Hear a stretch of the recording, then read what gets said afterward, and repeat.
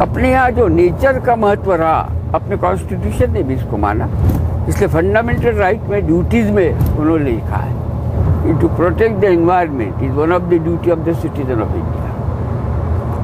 ये कहीं नहीं है दूसरे देश। अपने देश में अमेरिका से कपल आया, देहात में गया, तो देहात में इनके घर में बरसात में एक कमरे में गाय बांधी रही थी। तो इन्होंने कहा कि गाय के साथ भी, प्राणी के साथ भी इतने लगाव से रहने वाला दूसरा देश नहीं है।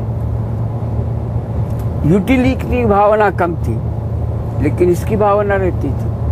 अपने यहाँ किसान ऐसे होते थे कि बैल मरने के बाद कृतज्ञता थी, इसलिए बेचते नहीं थे, गाड़ते थे, उसके टुकड़े चिंदने नहीं होने देते थे। ये जो नेचर से जुड़ी हुई है, इसलिए मैं लोगों से कहता हूँ कि इंडियन कल्चर की जब बात करती है आप, तो इतना कॉम्प्रिहेंसिव चार आपको उसमें लेना पड़ता है। फिर अलग अलग नहीं सिखाना पड़ता कि एनवायरनमेंट का अलग बताओ, एनिमल वर्ल्ड का अलग बताओ, अपने रिश्तेदारों से बताओ। पर इस तुम जानते होंगे जितने देहात है जबलपुर के नजदीक, वो देहात में रहने वाले हर मकान एक दूसरे से रिश्ते से जुड़े, काका मामा। मुसलमान होगा तो मामा मामू रहेगा, लेकिन रिश्ते के सिवा घर नहीं है। Neighbourhood with relationship only in India. इसलिए बड़े कंपाउंड नहीं रहेंगे, ये कुछ नहीं रहेगा। जामन मांगने के लिए पड़ोस में जाने को शर्म नहीं लगेगी। पड़ोस की महिलाएं आकर इस घर में अचार बनाएगी, पापड़ बनाएगी। ये जो कम्युनिटी डेवलपमेंट, कम्युनिटी रिलेशनशिप, ये सब ऑल कॉम्प्रिहेंसिव, ये ओनली इंडिया का कल्चर है और कहीं नहीं है। बाकी यूटिलिटी वाइज विचार किया है, झाड़ का विचार, प्राणियों का विचार, एक तो पेट डॉग के लिए किया, वो अलग। लेकिन बाकी एनिमल वर्ल्ड को अपन ने बाकी कंट्रीज में नहीं देखा होगा। ये एक ही कंट्री है जिसमें सारी चीजों को कॉम्प्रिहेंसिव विचार किया है। इतना विचार कहीं नहीं हुआ है। पहाड़ के बारे में नहीं हुआ, किसी चीज के बारे में नहीं हुआ। इसलिए इसके कल्चर में मेरे पिताजी ने लिखा कि विश्व कुटुंब की जो भावना आई, तो विश्व सिर्फ इंसान तक नहीं जुड़ा रहा, विश्व में एनिमल, नेचर, पड़ोसी सब आए।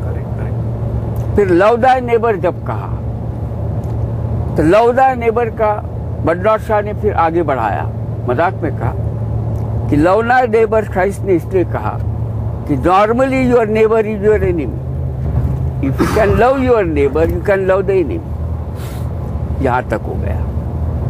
तो नेबरहुड विथ रिलेशनशिप ये डेवलप होती है।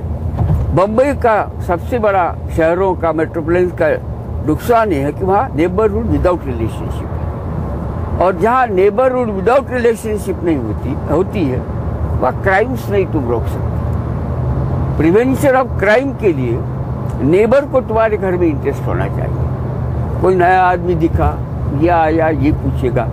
जहाँ रिलेशनशिप नहीं होगी वहाँ एक दूसरे को पूछता ही। फिर वो बहुत बड़ी बात आई, तुमको मालूम होगा, उसने एक बार लिखा कि वो मेरे पड़ोस में रहता था, उसके घर पे यहूदी लोग आए, उसको मारा, चोरी की। मैंने फिक्र नहीं की क्योंकि मैं यहूदी नहीं था। फिर मैं दूसरी जगह गया, वो मुसलमान था, उसके घर लोग मारने को आए, मैंने फिक्र नहीं की क्योंकि मैं मुसलमान नहीं था। तो ये डिडक्शन में आखिर में उसने लिखा कि आखिर में मेरे घर पर लोग चल के आए तो मेरे साथ कोई नहीं था, क्योंकि मैं किसी के साथ जुड़े ही नहीं। और हमारा क्रिमिनल लॉ का सबसे बड़ा तत्व है कि सॉलिटरी कन्फाइनमेंट सबसे बड़ी सजा है। आदमी अकेला रह ही नहीं सकता, ये आदमी की विशेषता है। वो फिर नेचर से जुड़ेगा, इससे जुड़ेगा, अकेला नहीं रह सकता। जंगल में चरित्र का गठन नहीं होता, तुम बाकी कुछ भी कर लो, ब्रह्मचर्य का गठन सॉलिट्यूड में नहीं होता। नहीं तो हमारे पिताजी ने पूछा था कि विनोबा से हो बड़ा, तो वो ब्रह्मचारी है जिसको इसने सजा दी जिंदगी भर के कारावास की। 14 साल उसने महिला ही नहीं देखी, उसको ब्रह्मचारी कहोगे क्या? ब्रह्मचारी शारीरिक नहीं, मानसिकता है, वो मानसिकता भी महिलाओं में रह के पनपती है, तब ब्रह्मचर्य पनपता है। इसलिए अभी ये जो बुआ लोग हैं, बापू लोग हैं, इनसे मैंने कहा कि तुम तो उसके पैर को हाथ लगाने नहीं देते महिला को, इतने डरते हो। ब्रह्मचर्य सिर्फ हाथ लगाने से बिगड़ जाता है तुम्हारा। हनुमान मंदिर में महिलाओं को नहीं जाने देती थी क्योंकि वो ब्रह्मचारी था। तब मैंने कहा कि सिर्फ दर्शन करने से अगर उसका ब्रह्मचर्य बिगड़ता होगा तो क्या काम का है। लोगों में रहकर, महिलाओं में रहकर जो पालता होगा उसका ब्रह्मचर्य को मतलब है, और वही असली ब्रह्मचर्य है। इसलिए गांधी ने अगली बात कही कि वैयक्तिक ब्रह्मचर्य से सामाजिक ब्रह्मचर्य की प्रतिष्ठा ज्यादा है। और ये सामाजिक ब्रह्मचर्य को मैंने आगे जोड़ा। मेरे पिताजी ने एक दिन हमारे स्कूल में भाषण किया अहिंसा पर। तो कोई सवाल पूछो, कहा तो कोई नहीं पूछे, तो मैं उठ के खड़ा हो गया। मैंने कहा कि समझ लो एकाध स्त्री की, महिला की विनय भंग करता होगा कोई गुंडा, और मैंने अपनी मेरे पास शस्त्र है, उससे उसका हाथ काट डाला, तो अहिंसा का क्या होगा। कहने लगे कि तुझे मैं महात्मा गांधी से अहिंसा का सर्टिफिकेट ला के दूंगा।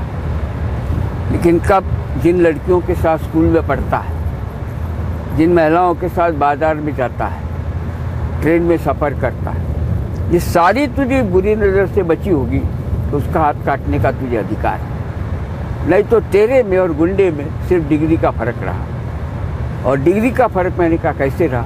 देखिए उसके मन में है वो कर डालता है, तेरे मन में है तू करता नहीं, इसलिए खुल्लम खुल्ला गुंडे पुसाते, छुपे रुस्तम नहीं पुसाते, क्योंकि मन में रहेगा।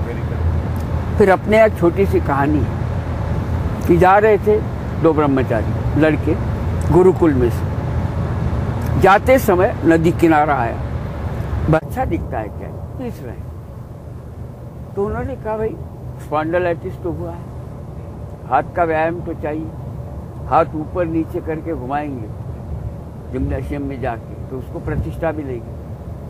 गांधी की गलती इतनी हो गई कि इसने कसरत और व्यायाम में से आटा निकाला, उसको भी प्रोडक्टिव बनाया। ये गलती मानते हो तुम गांधी की, लेकिन हर चीज को उसने जीवन के उपयोगिता से और प्रोडक्शन से जोड़ा। उसने झाड़ू हाथ में लिया, इच्छा ये थी कि ब्राह्मण के हाथ में अगर झाड़ू रहेगा और सफाई कामगार के हाथ में अगर भगवत गीता जाएगी तो सामाजिक विषमता समाप्त होगी, जातीयता समाप्त होगी। इसलिए हमको बचपन से उन्होंने संडास सफाई से लेकर सामूहिक सफाई को लगाया और एक सवाल पूछा कि शायद दुनिया में ये एक ही देश ऐसा होगा जहाँ गंदगी करने वाले की प्रतिष्ठा सफाई करने वाले से ज्यादा है। ये कैसे प्रतिष्ठा है, हमको समझाओ क्या। और फिर हमारे घर में दादा ने उनके जो अंकल थे जिनके घर में कुछ नहीं चलता था आना वाला, उससे एक सवाल पूछा कि यह सफाई कामगार संडास साफ नहीं करेगा, सड़क साफ नहीं करेगा, तो आपकी ये छुआछूत जिसको हम ये कहते हैं पवित्र भावना, इसका क्या होगा। पवित्र भावना को आपने ऐसा जोड़ा है कि आदमी आदमी से जितना दूर रहेगा उतना पवित्र।